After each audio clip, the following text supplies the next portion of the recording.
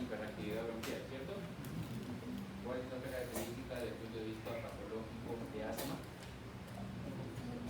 Broncoconstricción, ¿ok? ¿Y qué más? El componente inflamatorio que genera edema del músculo liso, ¿no? Entonces, esas tres características fisiopatológicas, por ejemplo, la hiperactividad bronquial y la broncoconstricción, como dice el compañero, ¿con qué farmacoterapia ataco? ¿Ah? Con broncodilatadores y con cuál otro? Anticolinérgicos. Y si yo trato, por ejemplo, desde el otro punto de vista, la última característica fisiopatológica que es el edema, ¿con qué trataré? Corticoide. ¿Ok? Entonces, por ejemplo, en una terapia crónica, no hablo de la exacerbación aguda, es decir, el niño, por ejemplo, se acuerda de la guía Gina, ¿no? El año pasado la última, otra vez los que causan una interacción corta y darles en este caso corticoides vía oral como prednisona en la terapia aguda o en la crisis aguda. Pero en cambio, en la terapia crónica de un paciente, en este caso con asma, se puede asociar, por ejemplo, formoterol, como les estoy mencionando, con un corticoide. ¿Qué tipo de corticoide daría vía oral? ¿Cuál? Inhalatorio. ¿Cómo se llama eso? Un clásico que te aprendan. Tengo inhalado. ¿Cómo que bromodilatador? ¿Ah? Fenoterol. Fenoterol es un beta-2 agonista. ¿Qué corticoide inhalado tienes que acordarte? Hoy en día no hay diseño que no utilice eso. La dexametasona. No me asustes. Budesonida. Puede ser una budesonida, claro está, pero es de terapia larga. ¿Qué otro corticoide también está asociado? Corticoide inhalado a fluticasona. Muy bien, sudoato de fluticasona. ¿Ok? Entonces la fluticasona es un corticoide inhalado que también se puede asociar a los pacientes con, en este caso, asma. ¿Ya? Pues hablando de la farmacoterapia per se, por ejemplo, se te puede preguntar desde el punto de vista formoterol, que es terapia de acción larga, junto con budesonida, que también a veces se utilizaba para tratar a un paciente con asma. Pero se entiende el por qué yo trato, ¿cierto? ¿Por qué trato con beta-2 agonista? Porque yo sé que el bronquio está estrecho y tengo que abrirlo. Entonces, por ese lado, en este caso lo que hago es ser, en este caso, un estimulante o un agonista del beta-2 adrenérgico que se encuentra ubicado en el músculo bronquial. El efecto adrenérgico, es decir, cuando viene la adrenalina, en este caso, permite broncodilatar, y es el efecto del beta-2 agonista. En cambio, por otro lado, si tengo el componente inflamatorio como tal, en este caso, a través de los corticoides inhalados, o por vía oral, en el caso de la exacerbación aguda, yo voy a tratar el componente inflamatorio como tal. ¿Ok? No te olvides que también los anticolinérgicos, como mencionó la compañera, también tienen efectos sobre el diámetro del músculo liso. ¿A través de qué receptor? M3. ¿Qué producirán entonces los anticolinérgicos? ¿Broncoconstricción o broncodilatación? Broncodilatación. ¿Y qué producen, por ejemplo, el síndrome colinérgico? Donde hay mucha acetilcolina, broncoconstricción, ¿no? Entonces, vas a dar cuenta, por ejemplo, de un paciente intoxicado por coronas fosforados, ¿no? Que es un tema que se pregunta mucho, sobre todo en seminario 2. Uno de los cápites o una de las características clínicas es la broncoconstricción, que tiene mucha acetilcolina, que está interactuando con el M3 y produce reducción del diámetro del bronquio. Si yo doy un fármaco que bloquea esa interacción entre acetilcolina y M3, producirá el efecto opuesto, es decir, broncodilatación como tal. ¿Ok? Entonces, casi los mismos componentes o los mismos fármacos, la función de los corticoides, ¿ok?, son la piedra angular del manejo del paciente con EPOC. La EPOC, por definición, es enfermedad pulmonar obstructiva crónica, y la diferencia con asma, ¿cuál es? Clásica. Los dos son patrones obstructivos, en los dos hay obstrucción de la vía aérea, son muy característicos, o muy similares, perdón, pero ¿cuál es la diferencia crucial entre uno y otro? Muy bien, la reversibilidad. Esa reversibilidad, como en este caso está descrito, ¿ya?, de acuerdo a la interpretación de la espirometría como tal. De acuerdo a la interpretación como espirometría como tal, vamos a ver que después de la espirometría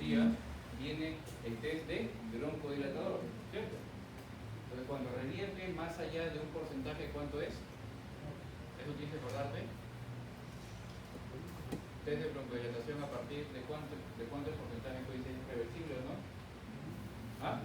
20, muy bien. Es un porcentaje que nunca tienes que olvidarte. A partir de 20 en adelante, todas las que hay, en este caso es reversible. Si es reversible, ¿en qué patología hablamos? Así. Si es menor de este, estamos hablando de una característica no reversible. Y obviamente aquí vamos con la otra patología que es OCA. ¿Ok? Entonces, esas son ciertas características que no tenemos que olvidarnos desde el punto de vista de la interpretación de geometría como tal. ¿Ok? Entonces, haciendo puente, por ejemplo, o hablando desde el punto de vista de ECO, acuérdense sobre todo de la mecánica ventilatoria y de los diversos volúmenes o capacidades que podemos medir con esa misma espirometría. ¿Cuáles son los volúmenes que podrías tú encontrar en un paciente con ECO aumentados? Si hay una obstrucción del flujo aéreo, ¿el aire puede salir con facilidad? No, entonces queda atrapado. Por eso que tú ves una placa de tórax de un paciente con ECO con pulmones enormes y totalmente, en este caso, radiolúcidos, ¿no? Entonces, ¿qué volumen de la espirometría estará aumentado en un paciente con ECO? ¿Ah? Volumen residual. ¿Y quién contiene el volumen residual? ¿Qué capacidades?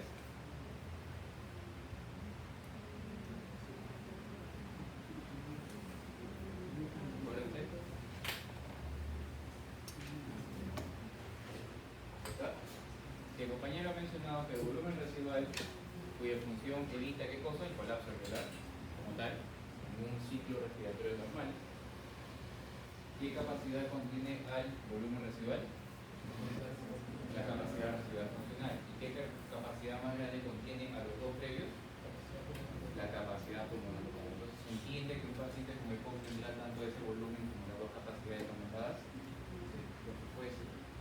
¿Okay? Entonces, eso es lo que anteriormente se ha preguntado desde el punto de vista de ciencias básicas en un paciente con ECO. Entonces, frente a esto, por ejemplo, yo recordaría que la piedra angular es los broncodilatadores como tal,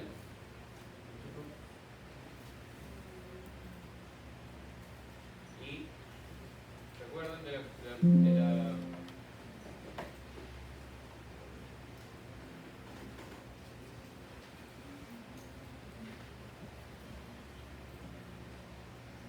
¿recuerdan? Del grupo ABCD, ¿cierto? Para tratar a un paciente con ECO.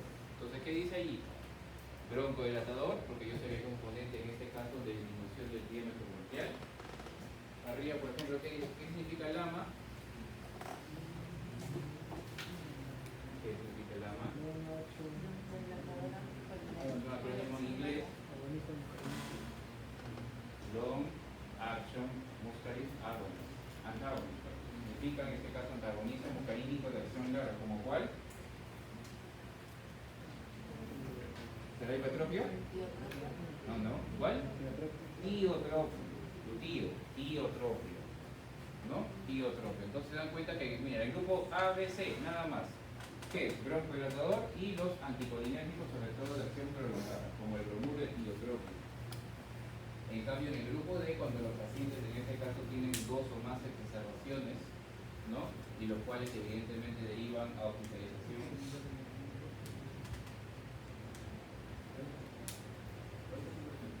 Y en base a ello se dan cuenta que el paciente se instaura ¿qué cosa? El corticoide inhalado como tal, ¿no? Entonces tienes que acordarte que ahorita el doctor nos va a explicar acerca de, desde el punto de vista cómo estos van a actuar sobre todo en el bronquio, en este caso disminuyendo tanto el edema del músculo liso y así en este caso interactuando con el diámetro del bronquio. Otro de los temas rentables que nos van a mencionar, sabemos que espirometría siempre he preguntado, volúmenes, capacidades, fármacos y patologías que están asociadas a esto. Otro de los temas, ¿cuáles creen ustedes que es importante recordar desde el punto de vista del neumo?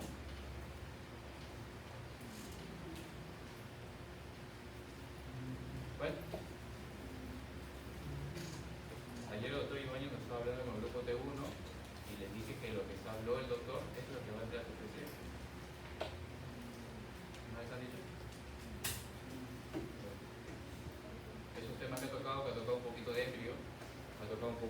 desde el punto de vista fisiológico, ¿okay? Sobre todo control de la respiración que habló ayer, son temas que tienes que saber. ¿Sí? La adaptación a la altura, ¿creemos que es importante cuando está en Perú? Por supuesto. Entonces eso es algo que tiene que venir y eso lo vamos a resolver en un momento con las preguntas que tenemos que vamos a resolver dentro de un momento. ¿Ok? Entonces acá, en este caso, dentro del punto de vista de la fisiopatología, de los patrones obstructivos y de los patrones restrictivos y de las diversas patologías, nos va a hablar ahorita el doctor Arias para poder justamente entender qué es lo que sucede en cada patología y así, en este caso, poder relacionarlo con la farmacoterapia más idónea frente a uno u otro. Doctor, por favor. A ver, muchachos.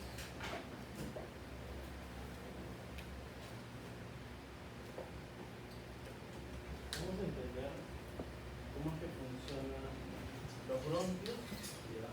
Cómo es que funciona básicamente la fisiopatología del asma, que es una de las enfermedades que vamos a ver más comúnmente, como ha comentado el doctor César, y es muy rentable a nivel de examen, ¿no? Vamos a comenzar de la siguiente manera. Nosotros, como ya sabemos, tenemos una mucosa.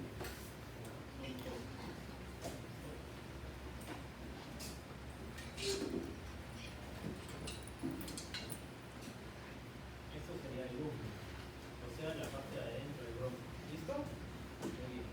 Entonces, acá va a llegar un agente alérgeno, ¿ok? Que va a ser detectado por qué células. ¿Cuáles son las células presentadoras de antígeno que se encuentran en la mucosa? ¿Cómo? A ver, uno. Macrófago, dice por ahí. ¿Qué otro? ¿Para qué, compañero? ¿No? ¿No? No. ¿Por acá? ¿Ah? No. A ver. Recuerden que esta enfermedad, chicos, es un tipo de hipersensibilidad. Hipersensibilidad tipo 1, ¿ya? O sea que tienen que dominar la inmunología hasta ese momento, ¿ya? Acuérdense, creo que les di en las preguntas, no sé qué grupo, eran 3 las células presentadoras de antígeno: macrófago y células dendríticas. Ya, pues las células dendríticas están acá, ¿ya? Al frente de la batalla. Estas células dendríticas, chicos, que son así como una dendrita, ¿ya? Captan este antígeno y lo exponen en algo que se llama complejo mayor de histocompatibilidad 2. ¿Ok? ¿Para qué? Para podérselo presentar a alguien más. ¿A quién? A una célula T. Y esta célula T, al detectar que este es un alergeno, va a convertirse en una pH2. Recordemos que tenemos pH1, pH2 y pH17. ¿Ok? En su momento ya lo vamos a ver después. Vamos a hablar de TH2. Esta TH2, muchachos, ¿qué es lo que hace? Esta TH2 lo que va a liberar son dos cosas: interleucina 4 e interleucina 3. Entonces, ahí va la gran pregunta. Si yo en el examen les pongo ¿cuál es la inmunoglobulina que está relacionada directamente al asma? ¿Qué dicen? ¿E? Muy bien, la inmunoglobulina E. Pero se han puesto a pensar ¿por qué es la E y por qué no es la G? ¿O por qué es la E y no es la D? ¿Por qué no es la A? ¿te han preguntado eso? ¿Alguien tiene la respuesta? ¿Saben cómo sucede eso? Ya. Lo que sucede es que en etapas tempranas del linfocito, el linfocito B, ¿ya?, expresa IgD e IgM en su membrana. ¿Listo?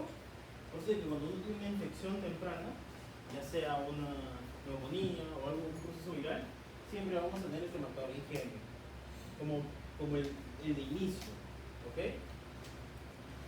Entonces, este linfocito B, cuando ve la presencia de estas dos interleucinas, va a cambiar la producción de estas inmunoglobulinas por la IgE, ¿ok? ¿Y esta IgE qué va a hacer? Esta IgE va a estimular dos cosas. Primero, a los eosinófilos. Estos eosinófilos, ¿qué van a hacer? Darle más interleucina 4 y interleucina 3. ¿Listo? Darle más. Retroalimentar todo esto.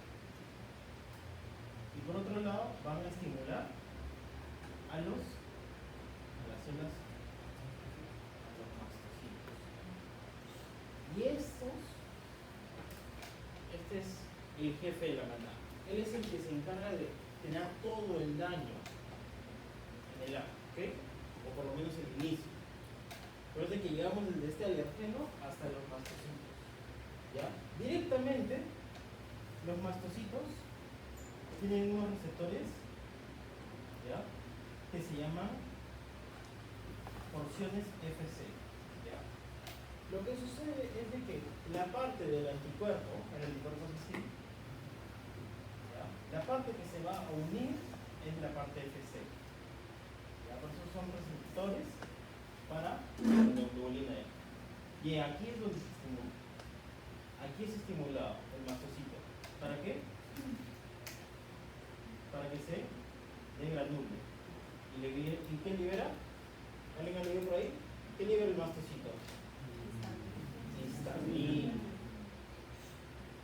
Vamos a ponerlo así, histamina. Que principalmente en este caso va a actuar sobre qué tipo de receptores? H1. Listo, muy bien. Hasta ahí. ¿Alguna duda, muchachos? ¿Sí?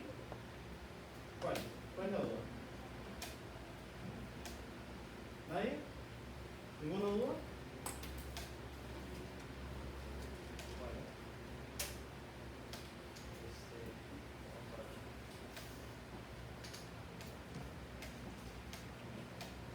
¿Qué sucede después? El bronquio, chicos, va a pasar por procesos. Uno, en donde su musculatura se va a hipertrofiar. ¿Por qué se va a hipertrofiar? Porque el mismo hecho de que los eosinófilos estén estimulados y del TH2 va a generar interleucinas proinflamatorias que van a generar una hipertrofia del músculo. ¿Correcto? Por un lado. Aparte que aquí va a haber una liberación de leucotrienos. ¿Listo? Que son como los gemelos de las prostaglandinas, porque todas vienen de ese ciclo, el ciclo del ácido araquidónico. ¿Okay? Estos leucotrienos también van a favorecer ¿qué cosa? La hipertrofia, y van a favorecer la misma inflamación del tejido. El tejido se ve así, muchachos. Aquí está un músculo, aquí otro músculo. ¿Listo? Pero cuando existen leucotrienos va a haber exudado, o sea, va a haber agüita aquí, en el líquido extracelular. Por ende, se va a dilatar toda la capa. Por ende, va a haber menos espacio para que aquí pase el aire. Por eso, esto es lo que origina la sibilancia. ¿Correcto? O sea, que nosotros acortemos el lumen, ya, en ciertas porciones del bronquio, y el paciente inspire o expire, lo que va a generar las sibilancias, que son características de cualquier cuadro que obstruya el bronquio. Porque nosotros podemos tener a alguien que le sirve el pecho, pero es un niño de 5 años que está jugando con sus carritos. Puede ser que sea un cuerpo extraño o que sea el mismo bronquiolitis, asma, cuerpo extraño. ¿Listo? Muy bien. Entonces, aquí nada más podemos ver bastantes targets, ¿verdad? A ver, ¿alguien recuerda qué es el omalizumab? ¿Por acá, compañera? El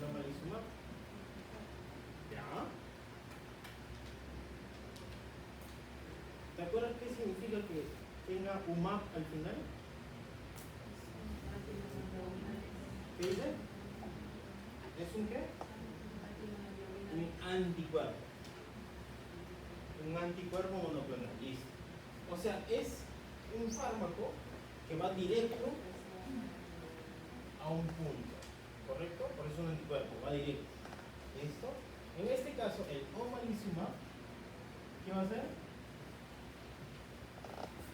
Va a ir directo a inhibir este puerto, donde se debería unir el IgE.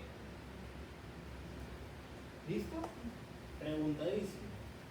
Siguiente. También nosotros tenemos, como les ha comentado el doctor, que tenemos los famosos, el salbutamol, que es parte de la familia de los ¿qué?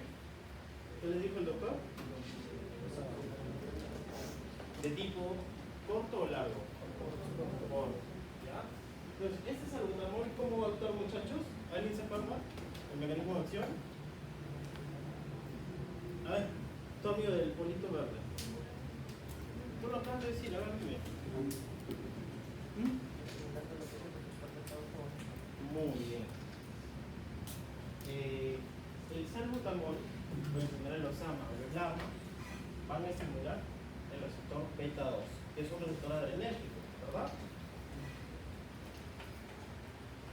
Beta 2. ¿Okay? Este receptor beta 2 lo va a agonizar, por si acaso. Después en el examen también vamos a ver.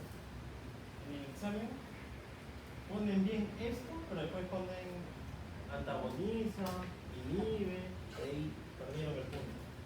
¿Listo? Salbutamol actúa ahí, tienen una broncodilatación. ¿Correcto? ¿Qué otros fármacos tenemos? Los corticoides. Porque estos muchachos que van a corregir rápidamente esta broncoconstricción, lo que va a hacer es solamente tratar el momento. ¿Ya? Solamente tratan el momento. El paciente está que se ahoga, lo trato con esto. ¿Ya? ¿Y qué hago para tratar al paciente? O sea, para disminuir el grosor de esto. Basado en esta fisiopatología que les he dicho acá, compañero, ¿tú qué le darías? Basado en esto, mirando que los leucocienos inflaman, ¿ya? Los mismos leucocitos inflaman, ¿qué le darías? El broncodilatador ya le diste. ¿Cómo? Muy bien. Un antiinflamatorio. Y aquí tenemos a dos. Bueno, tres.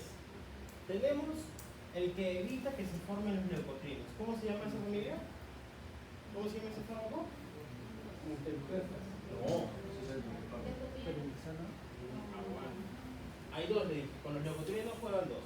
Uno que inhibe su receptor y otro que inhibe la formación de los leucotrienos. O sea, ¿cuál? Sileutón. El sileutón lo que hace es inhibir la 5-lipoxigenasa. Es la enzima que forma los leucotrienos. Ahora, el leucotrienos, ¿en dónde actúa? En su receptor de leucotrienos. ¿Y esto es inhibido por qué? Por el Montelukast. Perfecto. Ya tenemos un montón de detalles. Nos falta el del corticoide. ¿Qué hacen los corticoides? Por ejemplo, la fluticasona. ¿Ya? ¿Qué hacen la fluticasona? ¿Cómo actúan los corticoides? ¿Alguien tiene idea? Compañero de la última fila. Señor, ¿cómo está? Compañero. ¿Cómo actúan los corticoides?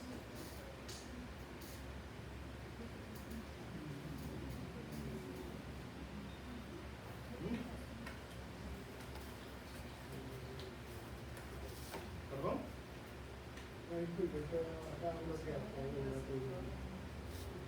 Ok. Compañero, ¿cómo actúan los corticoides?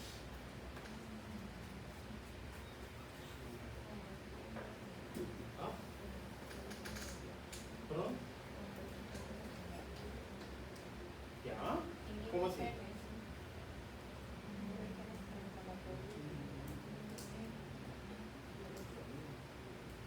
Ya. ¿Para ahí alguien comentó? A ver, compañero. Se une a su receptor colocadas al núcleo donde incluye genes inflamatorios y inflamatorios. Ya, muy bien. Esa es una de las vías más importantes. Muchachos, traten de estar atentos porque la verdad, después no quiero que me digan que no se les explicó, que no se tocó el tema, ¿ya? Que preguntamos cosas difíciles. No, no quiero que vengan a decir eso, ¿sí? Si están acá es porque quieren estar en la clase y quieren estar atentos. Si no, hubiesen ido a su casa y estudiaban allá, que estaban cómodos ahí. ¿Sí? Ya. Los corticoides actúan de dos maneras, como dijo su compañera y como dijo su compañero. Por un lado, inhibe tanto la COX-1 como la COX-2. ¿Ya? O sea, inhibe la formación de todas las prostaglandinas. ¿Ok? Por otro lado, también inhibe la vía que dice su compañera, específicamente la NFK, N-alfa-FK, que es la vía que va a sintetizar justamente el factor de necrosis tumoral alfa y también la interleucina 1, dos de los más grandes citocinas proinflamatorias, ¿correcto? Por eso es que los corticoides se utilizan justamente para disminuir la inflamación y por ende también de reducir las veces que el paciente tiene crisis asmáticas. Cuando esto ya es muy refractario, ahí se utilizan los leucotrienos también. Porque acuérdense, que en la vía del ácido araquidónico, ¿ya? Por un lado hago prostaglandinas y por el otro lado el leucotrieno, ¿verdad? Entonces cuando yo bloqueo esta vía, todo va para acá, porque son sustratos, son moléculas que quedan, entonces simplemente van al otro metabolismo. ¿Listo? Entonces al final también va a haber más leucotrienos. Por lo que también es una terapia que se utiliza, la de montelukast, sileuton, entre otros. ¿Ok? Muy bien. ¿Alguna duda hasta ahí, muchachos? Tómenle fotos, esto es algo que yo siempre les recomiendo que estudien así asma, porque asma, aparte de preguntarles criterios, preguntarles espirometría, les preguntan mucho sobre la farmacología. ¿Ok? Después pueden ver las complicaciones y los mecanismos de acción en profundidad. Algo típico es darle un beta-2 agonista. ¿Con qué complicación? Darle un beta-block a un paciente con insuficiencia cardíaca, pero tiene asma. Correcto, eso es típico también, ¿no? Muy bien. A ver. Aquí el doctor Lorenzo va a continuar con geometría. Antes de que inicie con lo que estaba escuchando, el profesor me estaba viendo todos en la parte de atrás. O sea, que uno que otro nomás toma atención y menos mal me están grabando donde se están grabando. No tenemos ningún problema en realidad. Porque al fin y al cabo la grabación es eso para ustedes y todo eso. Pero que acaba de explicar el doctor, acabo de hacer 3 preguntas en la PC3 de la otra semana. ¿Ya? Pues, ¿me pueden decir por favor, compañero, de todos los grupos farmacológicos que el doctor Arias ha estado hablando, cuáles son los que influyen en la cascada inflamatoria? Si te viniera esa pregunta, de todos los grupos farmacológicos que se utilizan para tratar el asma, ¿cuáles son los que influyen en la cascada inflamatoria? Mencióname 2 y explícame su mecanismo de acción y target. Pregunta desde PC3. ¿Ah? ¿Ok? ¿Cuál otro grupo?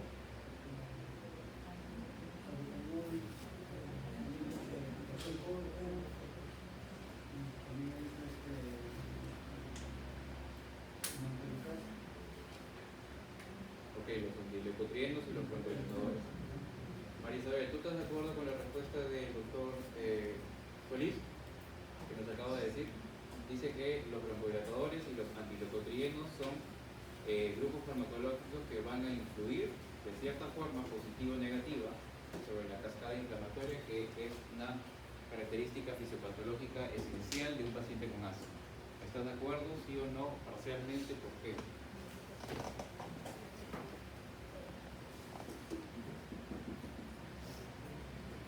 ¿Tienes que corregir algo? ¿O estás totalmente de acuerdo?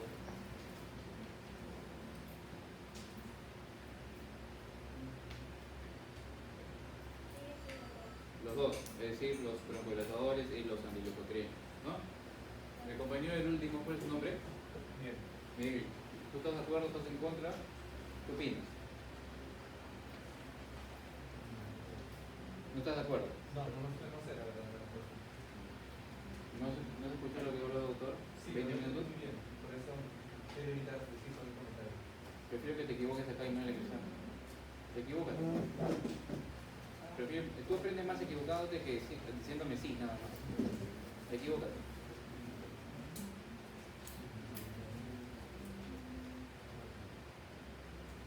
Ni siquiera quieres equivocar. Portugués, Sí, estoy de acuerdo. ¿estás de acuerdo con los Sí, dos grupos? sí, porque he mencionado los lecotrieno y el siloitón y los corticoides. Compañera, ¿qué opinas tú? ¿Ya? Sí, pero también Solís mencionó propietadores.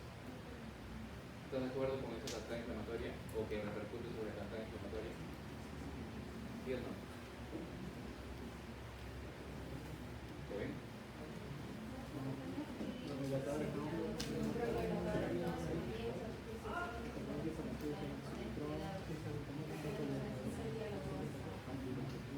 A ver, compañera, el último. Sí, ¿no? Serían anticuerpos monoclonales, antileucotrienos y los glucocorticoides que van a la cascada de los medicamentos. Correcto. Por ejemplo, anticuerpos monoclonales como cuál? Omalizumab, que es un anticuerpo monoclonal contra el IgE, ¿no? ¿Qué hace el IgE, compañera? Que es similar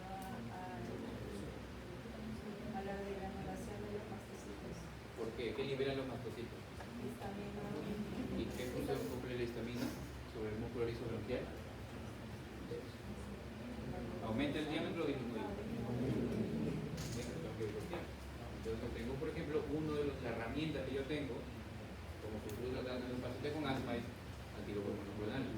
Otro mencionó la compañera, los famosos corticoides. ¿Cuál es el target de los corticoides? ¿Ah? O muy abajo, más arriba es fosfolipasa 2. ¿Qué hace esa enzima? La fosfolipasa 2 escinde el ácido araquidónico de la capa fosfolipídica.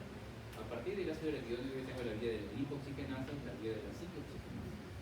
Entonces, si yo bloqueo la enzima reguladora, la que escinde o saca el ácido araquidónico de la capa fosfolipídica, ya no voy a tener síntesis de, en este caso, prostaglandinas, de leucotrienos, y lo que voy a hacer es, en este caso, inhibir, de cierta forma, la inflamación o la cascada inflamatoria, que es una piedra angular a tratar importante en un paciente más. ¿Cuál es el otro grupo, compañera? El otro grupo mencionaste corticoides, anticuerpos monoclonales y los antileucotrienos, montelukast, safirlukast, sileutón. Los montelukast y safirlukast en este caso bloquean los receptores de leucotrienos, LTCD4 o LTB4. En cambio, sileutón, lo que dijo el doctor, ¿a quién bloquea? A la enzima que permite esta síntesis de leucotrienos, es decir, un poquito un paso más atrás. Entonces, ¿se dan cuenta si yo le hago esta pregunta? ¿Sería complicado? No, simplemente tú escoges qué grupos farmacológicos son los que van a modular la inflamación y detectando en este caso, concordando el mecanismo de acción del mismo grupo farmacológico.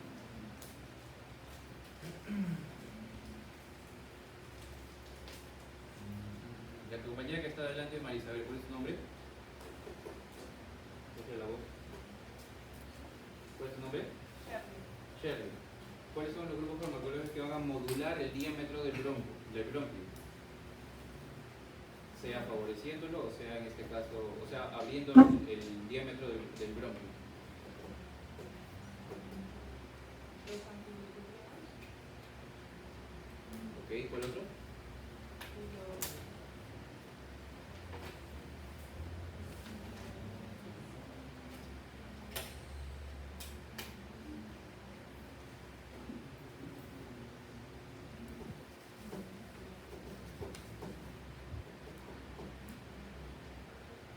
Compañero. Ok, Ok, broncohilatadores sí. Los anticolinérgicos o los antimuscarínicos. ¿Se entiende? Entonces ahí están los 5 grupos farmacológicos que normalmente nosotros deberíamos de saber para poder tratar a un paciente con asma, y es muy similar a un paciente con EPOC si yo entiendo la fisiopatología básica. ¿Ya? varios de ustedes he visto distraídos, he sacado 3 preguntas de solamente lo que hizo el doctor. De esos 20 minutos que acaba de hablar, dibujar y todo eso, ya, ahí hay preguntas. ¿Ok? Entonces ahora vamos a palmar con lo que nos va a decir Loreto desde el punto de vista de Henry o de Nato, en este caso, o con la pirometría para poder correlacionar cómo se interpreta una adecuada y catalogar a los patrones constructivos o a los patrones, en este caso, restrictivos. ¿Qué me puede decir en qué consta la espirometría? ¿O qué es la espirometría? Sí, es un rápido.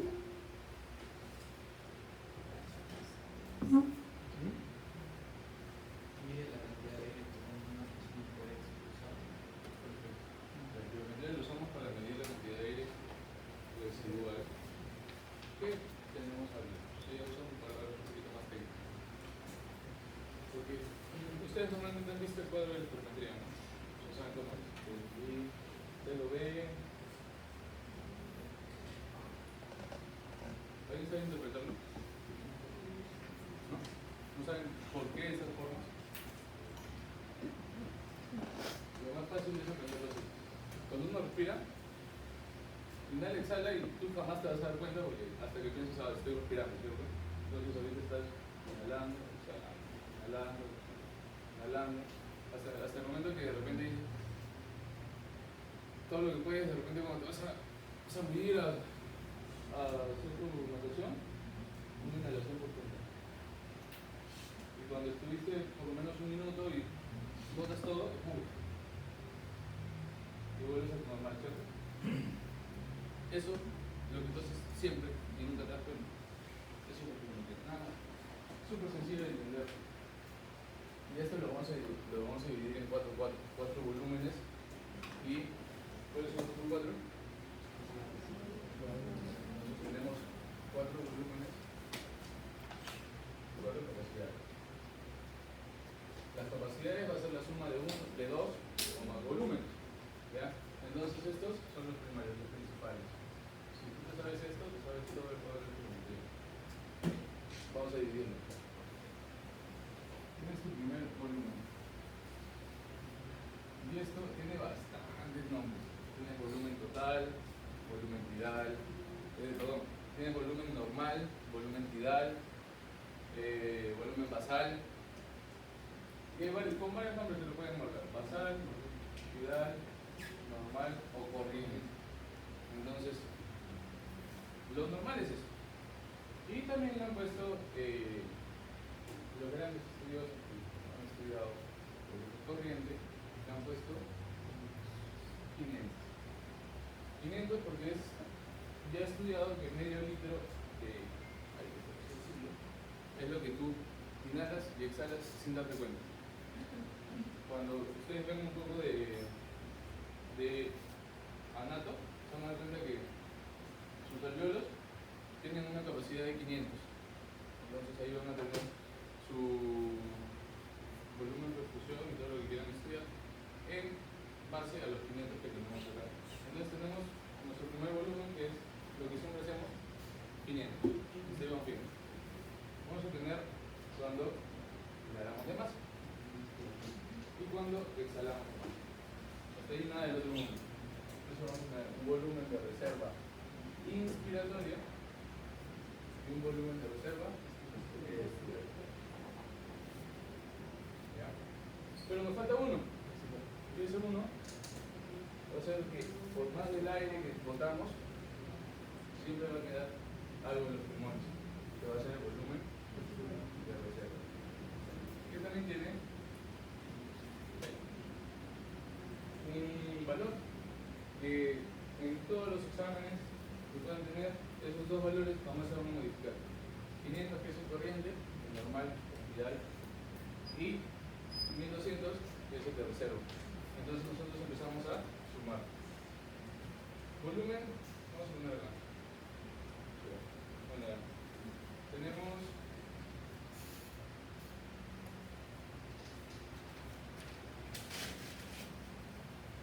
volumen corriente más volumen de reserva inspiratorio. Primero nos vamos para arriba. ¿Cómo llamaremos eso? Tomamos dos. Corriente, que es lo normal, con tu inspiración de masa. Capacidad inspiratoria. Tu volumen corriente más lo máximo que puedas botar respiratorio. Y ahora si sumamos los tres, tu volumen normal más tu volumen de reserva respiratoria con la inspiratoria, capacidad total. O bueno, capacidad funcional, capacidad total. ¿Ya? Entonces 3 es lo que puedes hacer normalmente. Inhalar, sostenerlo y botarlo. Tu capacidad total. Y para eso está la suma de los 4. Todo esto más tu volumen de reserva. ¿Qué va a ser? Tu capacidad pulmonar total. Que eso también tiene cierto valor, pero no específico, sino va desde 6 y 7 litros. Y si lo vamos a jugar en mililitros, 6.000 o 7.000 mililitros. ¿Ya? Entonces, ¿por qué es importante saber esto? ¿Por qué es importante entender esto? Porque dependiendo de estos volúmenes, más que todo, porque si sabemos los volúmenes, sabemos la capacidad. Por ejemplo, ¿qué pasaría si yo de repente mi volumen inspiratorio aumenta de más? ¿Qué más estaría aumentando?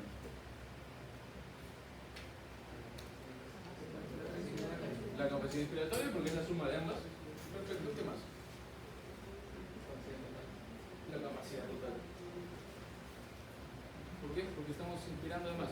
Entonces, al aumentar uno, ya vimos que un volumen y una capacidad varía, ¿cierto?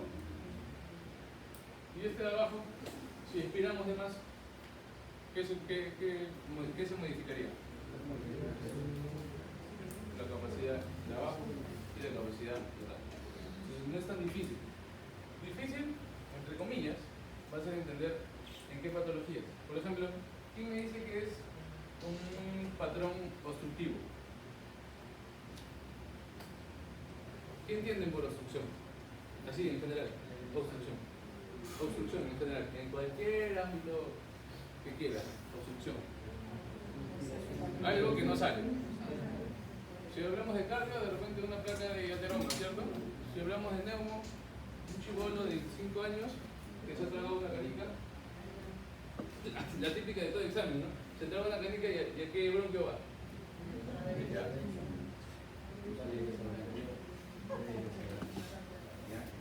Entonces, y si no viene a qué bronquio va a venir, ¿cómo es lo que pone?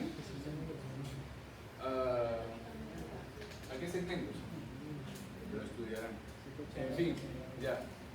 Entonces, eso es obstrucción. Cuando hay algo, sea patológico o no patológico, que está obstruyendo para que no salga. En este caso, el aire.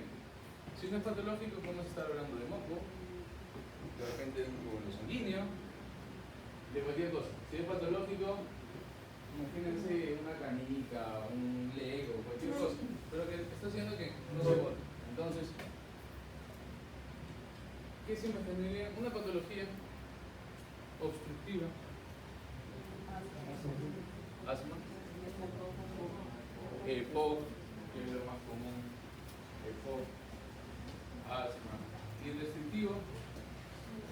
Restrictivo vamos a ver que es no lo contrario a un obstructivo, pero sí algo que mejora. Por eso normalmente en los exámenes de NAM, en los exámenes de salud, la pregunta suele ser: paciente que ingresa con la espirometría y tiene 60%. 60% lo encuentran en su espirometría, pero le dan broncodilatadores y mejora a un 80%. ¿Cuánto sería? ¿Qué sería? ¿Un patrón obstructivo o un patrón restrictivo? Restrictivo, porque el obstructivo no mejora. Se queda en menos del 80%. ¿Ya? Menos del 70%. Y acá también te pueden venir preguntas de examen. Por ejemplo, ¿quién quiere venir a realizar? ¿Quién de todos? O yo saco.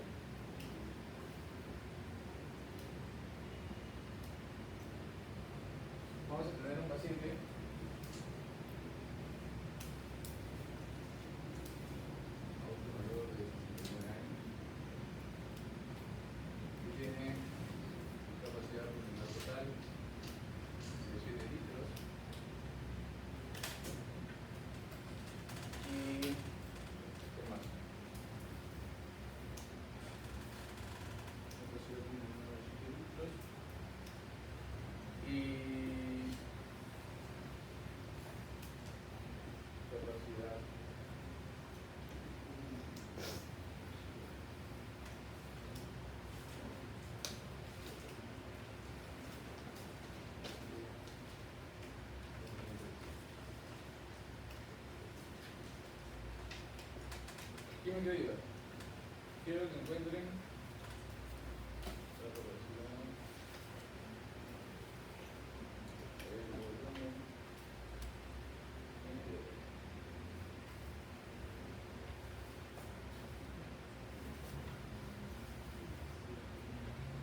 ¿quién? O bueno, háganlo todos.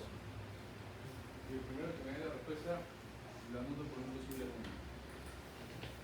Participación.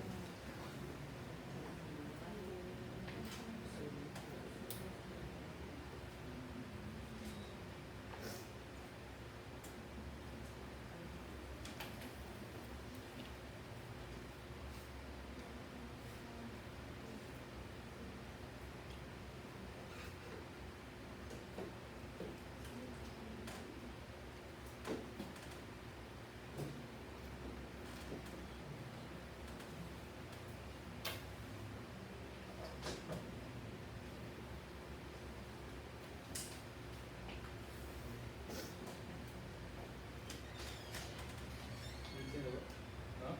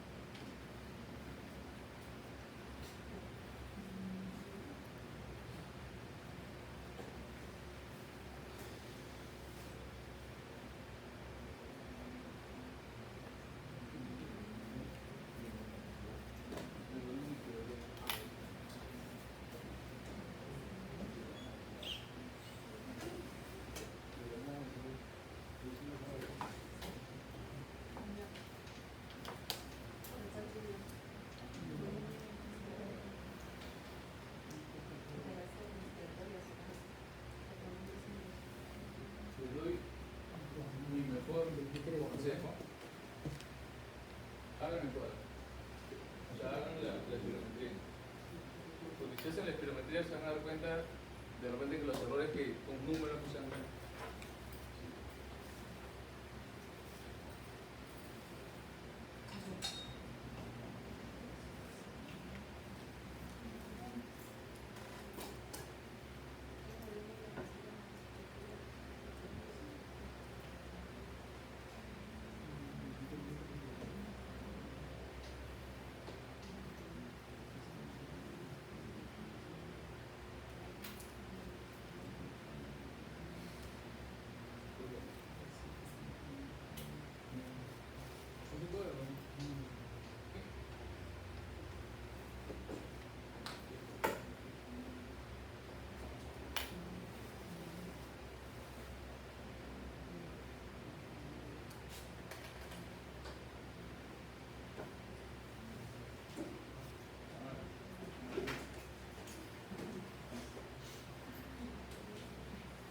¿De alguien? El volumen de reserva inspiratoria. No, el volumen inspiratorio no. Bueno, de reserva inspiratoria. 4.200.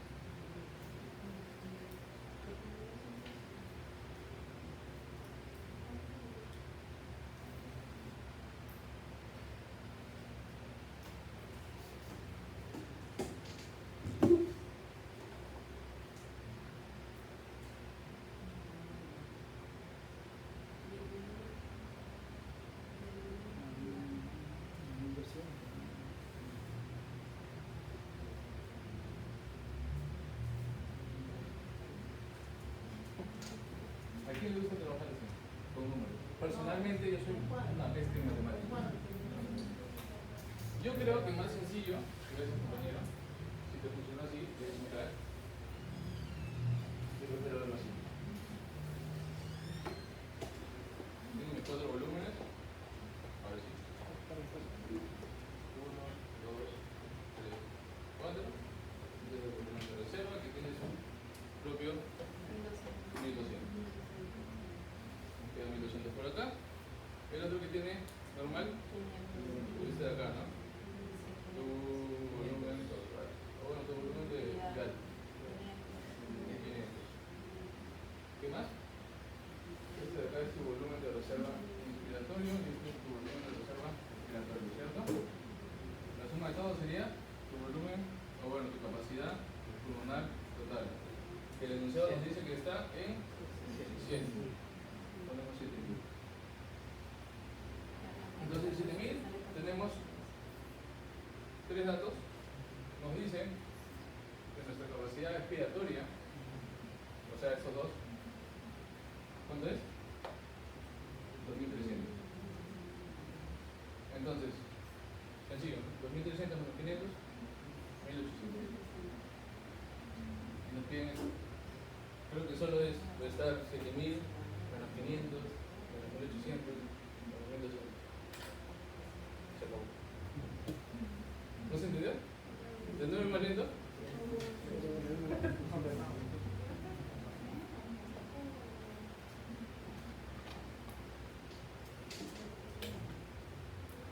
Mira, nos decían que nuestra capacidad pulmonar total era 7. Bueno, 7000. 7 litros. Y nos decía que nuestra capacidad expiratoria era. No era capacidad funcional residual. Capacidad funcional. Residual, sí. ¿Qué son los dos últimos?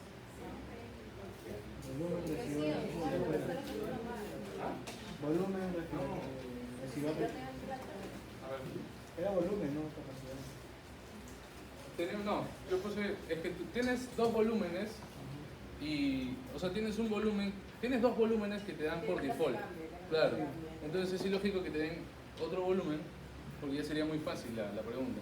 Lo que probablemente te van a dar es una capacidad para que tú solo restes lo que debería ser. O sea, la capacidad, como te digo, si te dan, tienes dos capacidades, la capacidad inspiratoria y la capacidad expiratoria, ¿cierto? Ya. En este caso, imaginemos que su capacidad expiratoria es 2.5. Entonces haces tu cuadro. Y te piden un volumen. El volumen expiratorio. ¿Ya? Entonces, tú haces tu cuadro, tienes tu volumen expiratorio, tienes tu volumen basal, tu volumen expiratorio y tu volumen residual. ¿Cierto? Entonces, sabemos que tu total es 7. Bueno, 7000. Ese es tu total. Los volúmenes que no van a cambiar jamás es el basal, que es 500, y el residual, que es 1200. Entonces, si ya te dieron una capacidad, solo te lo tengo. Bueno, acá es el inspiratorio y este es el expiratorio, ¿no? Está bien. El expiratorio te dicen que estos dos, la suma de estos dos es 2500. Entonces, si restamos, nos quedaría X 2000. Entonces, solo sería 2000 más 500, 2500. 2500 más 1200, 3700. 3700 menos, bueno, 7000 entre 3700. Y ese sería tu volumen expiratorio. Así de fácil, son las preguntas en los exámenes. Dime. La capacidad que usted está señalando, que son estas dos, no existe solamente la capacidad funcional residual y la capacidad respiratoria.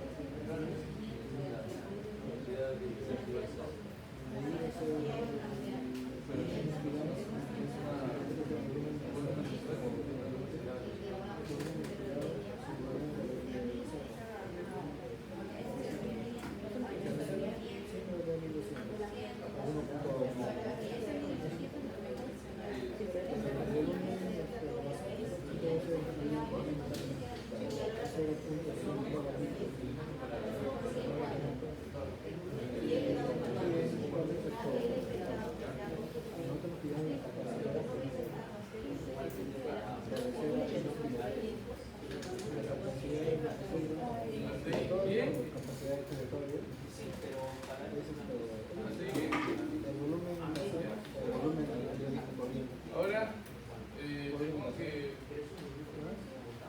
el doctor Silva va a seguir, pero antes de que termine, quiero decirles que tienen, aparte, un tema que es muy rentable, por así decirlo, que es un gran fuente neumohemato, es la curva de disociación. ¿No? Ustedes ya vieron en hematología curva de disociación de la hemoglobina, ¿no? De ahí van a ver cuál es la metamoglobinemia, antídoto, por qué no funciona el oxígeno. Esas preguntas sí son muy preguntadas en este curso, por lo menos hace un año. Así que sería bueno que lo lean y que le den una repasada a eso.